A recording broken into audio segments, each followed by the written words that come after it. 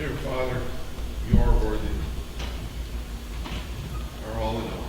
And Lord, we thank you that you sent your Son to pay the penalty on our behalf for the sins that we've committed, those that we haven't committed yet.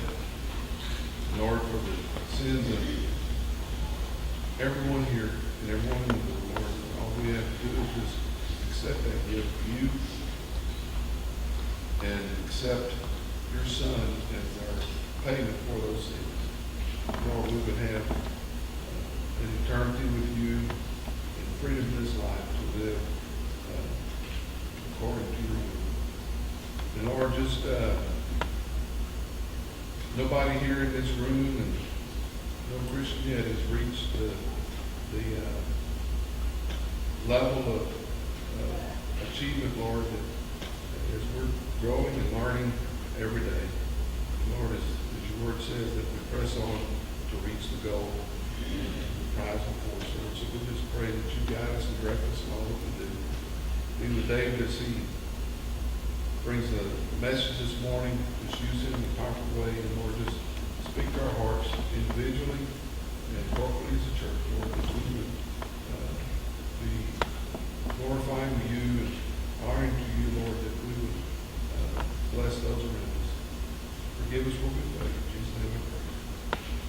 Amen.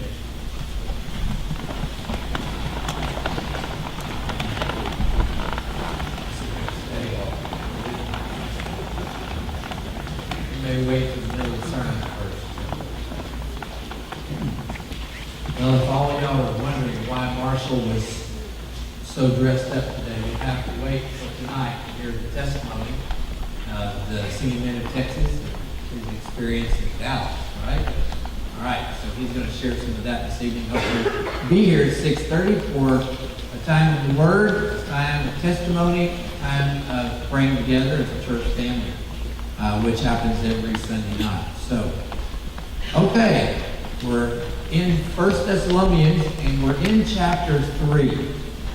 And in chapter 3, what we're going to see is this balance that Paul is doing as the Spirit of God speaks through him to the church about dealing with the circumstances of whatever your Christian life and experience happens to be. And so as you look with me in chapter 3, verse 1, and remember that when you see the word therefore, what that's doing is that's pointing you backwards to the material that you've read. Because of the things we've seen so far, because of the doctrine, because of the teaching, because of whatever it is. Therefore, he has a statement. Well, let's talk about this therefore. They work together as a small group, the apostles and those who were in their support groups. They worked as a small group of people under persecution. Fear of martyrdom was constantly a part of their experience. And they traveled from place to place, starting churches, presenting the gospel in a place for the first time that it had ever been heard, people coming to faith in Christ and being saved and establishing churches. And so as they're moving through this dangerous territory and the experiences that they're facing as followers of Jesus, they come to this place of loving, as you remember last week, and caring for and ministering to these new believers. Paul says, like a mother takes care of a baby. That's how he saw those people. And so as they deal with this experience of moving from place to place, they're taking care of each other. So Paul's watching out Timothy, Titus, and they're all ministering to each other's needs. So therefore, when we could endure it no longer, we thought it best to be left behind in Athens alone, and we sent Timothy, our brother.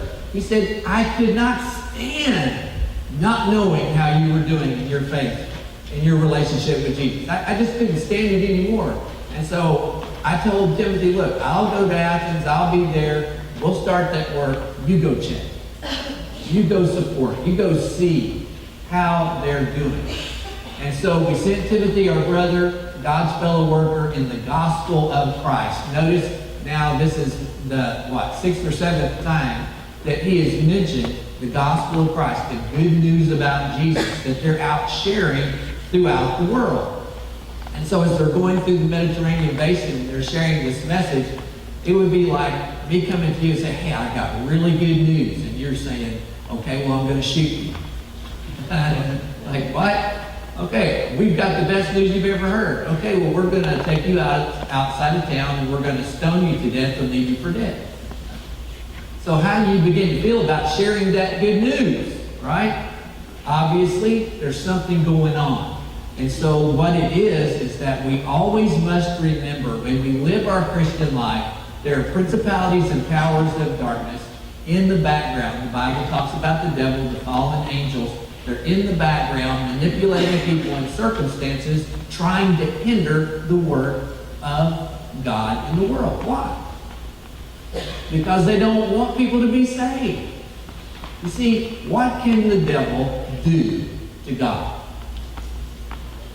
The answer to that is nothing. And so the only way then to do anything that affects something that matters to God is to do something that affects us.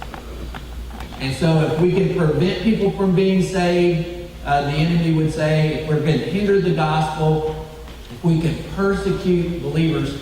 And yet what we discover, even today in modern persecution of Christians around the world, we discover that when people are martyred, for the most part, what happens is that more and more people come to Jesus.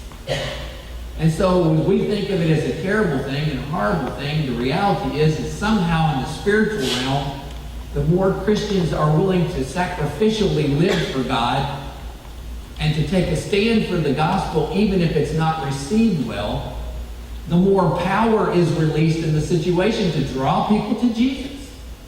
And so we have to begin to look at things from God's perspective. And so here we are presenting the gospel of Christ. And so here's the goal. Timothy's coming to do these things, to strengthen and to encourage you as to your faith. So you see, the gospel of Christ is where your faith comes from. You see the connection there that I placed. The gospel of Christ is why you have a faith. It's why you have a trust in God. It's how you know Him if you've come to know Him. By faith, you have come to know Jesus. Now, it goes on to say in verse 3, so that no one would be disturbed by these afflictions. Again, you see the suffering. He's saying, for you yourselves know that we have been destined for this. For some reason, the plan of the gospel included the idea that those who are the apostles were going to meet Jesus, be saved, walk with the Lord, know the crucifixion, see the resurrection, meet with the living Christ, begin to go out and share the gospel.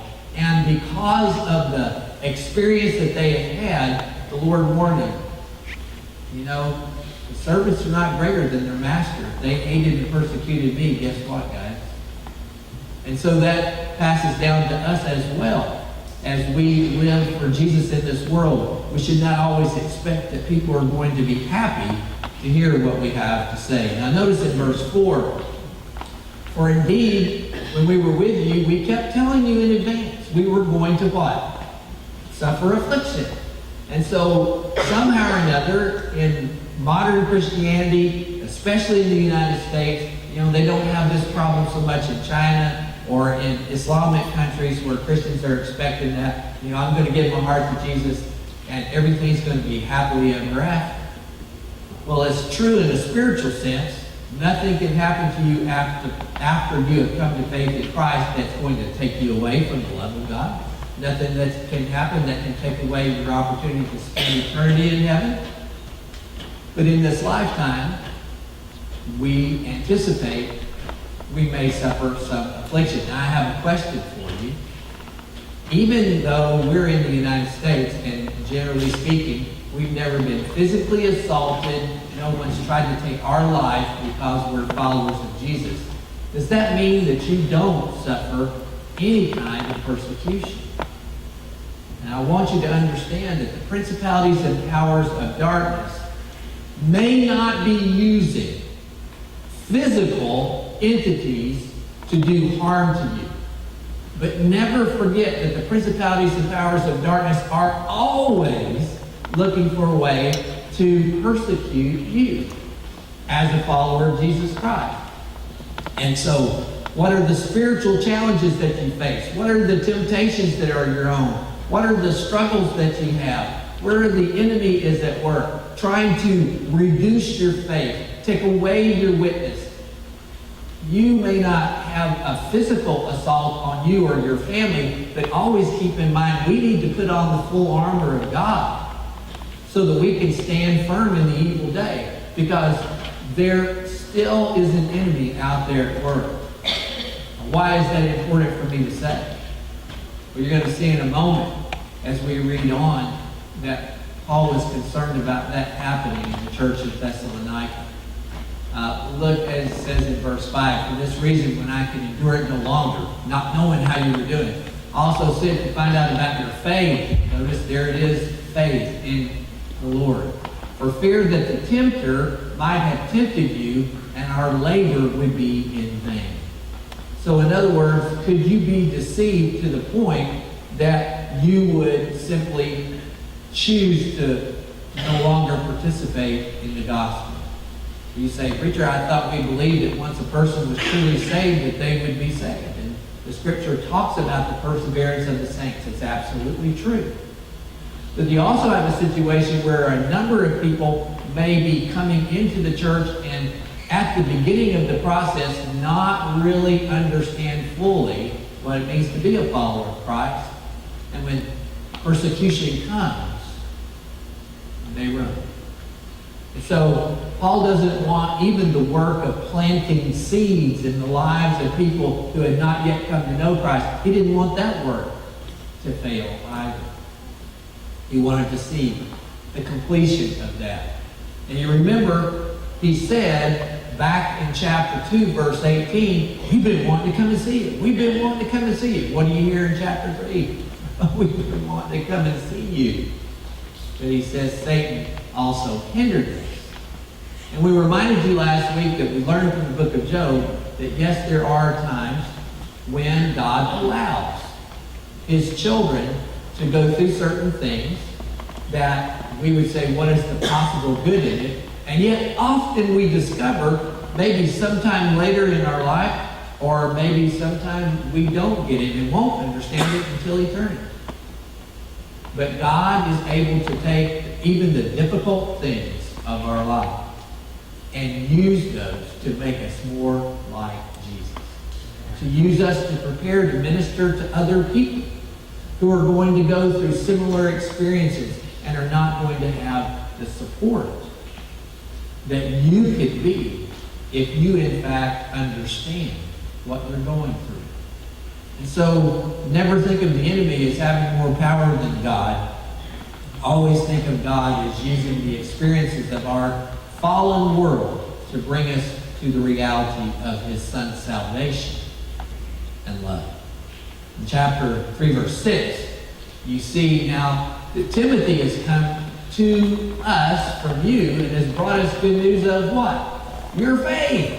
And so he's excited about the fact that they're sticking with the gospel, they're staying with Jesus, and their faith is sound, but also your faith and love. How is it that there's a love that's there? It flows from putting your faith and trust in Jesus. And then there can be a love that can well up into your life that is not beginning with you, but is an expression of the love of God. And so he talks about your faith and love, and that you always think kindly of us, longing to see us just as we long to see you. So you see the affection that he talked about. For this reason, brethren, in all our distress and affliction, we were comforted about you through your faith. In other words, we're facing these difficulties, but when we hear that you're walking with the Lord, when we hear that you're trusting him, even in the face of persecution, when we hear that you